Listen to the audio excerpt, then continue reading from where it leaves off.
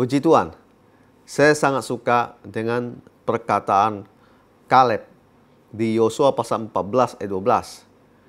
Oleh sebab itu, berikan kepadaku pegunungan yang dijanjikan Tuhan pada waktu itu. Sebab engkau sendiri mendengar pada waktu itu bahwa di sana ada orang enak dengan kota-kota yang besar dan berkubu. Mungkin Tuhan menyertai aku sehingga aku menghalau mereka seperti difirmankan Tuhan. Ini adalah hal yang luar biasa, di mana sebelum Hebron menjadi milik Kaleb, dia mendatangi Yosua dan dia berkata, berikan kepadaku pegunungan.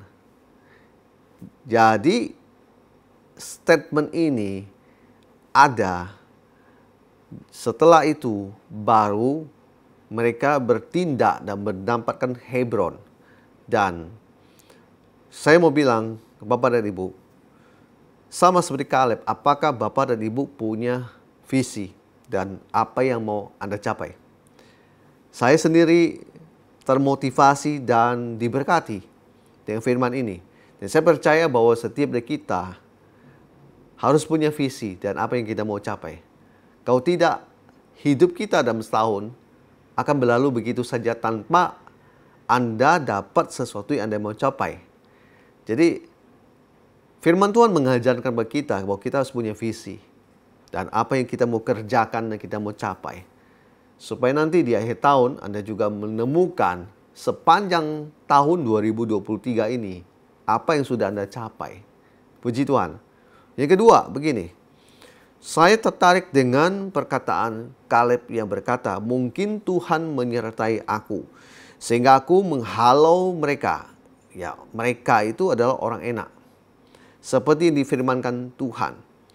Jadi orang ini tahu kalau dengan penyertaan Tuhan, dia pasti berhasil. Yang kedua, Anda harus percaya dengan penyertaan Tuhan bahwa semua impianmu itu akan menjadi milikmu.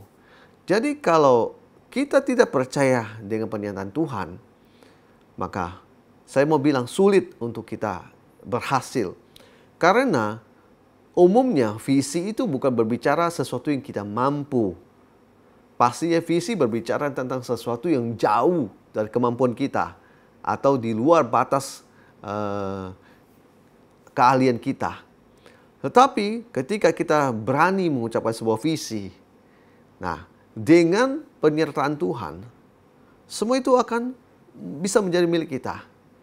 Dan saya percaya bahwa apa yang kita tidak mampu, Tuhan akan memampukan kita. Bahkan Dia akan mengirimkan orang-orang untuk membantu kita. Bahkan tangannya perkasa, Dia akan menyertai kita. Sehingga kita akan berhasil mencapai visi kita. Haleluya. Saya percaya bahwa kalau kita, Bapak dan Ibu, tidak mampu, ada Tuhan yang mampu. Dan Anda cukup melibatkan Dia di dalam doa Anda. Dan Anda cukup menyertakan Tuhan. Bukan hanya sebatas menyertakan Tuhan, tetapi membiarkan Tuhan memimpin setiap langkah dan visi Anda. Ceritakan pada Tuhan visi Anda hari ini. Dan kasih tahu pada Tuhan apa yang menjadi kerinduan hatimu. Dan minta pembelaan dari Dia. Saya percaya meskipun visi itu besar, Anda itu kecil, tetapi dengan Tuhan, semua itu pasti bisa menjadi milik Anda. Hal yang ketiga begini. Saya menemukan di Yosua pasal 14 ayat 14. Dikatakan bahwa itulah sebabnya Hebron menjadi milik pusaka Kaleb bin Yefune, orang Kenas itu sampai sekarang ini. Karena ia tetap mengikuti Tuhan Allah Israel dengan sepenuh hati. Jadi, hal yang ketiga adalah ikuti Tuhan dengan segenap hati. Maka impianmu akan menjadi kenyataan. Berbicara mengikuti Tuhan dengan segenap hati berarti mengikuti Tuhan bukan putus-putus. Mengikuti Tuhan bukan kau lagi senang, lagi happy, lagi sukses, lagi diberkati.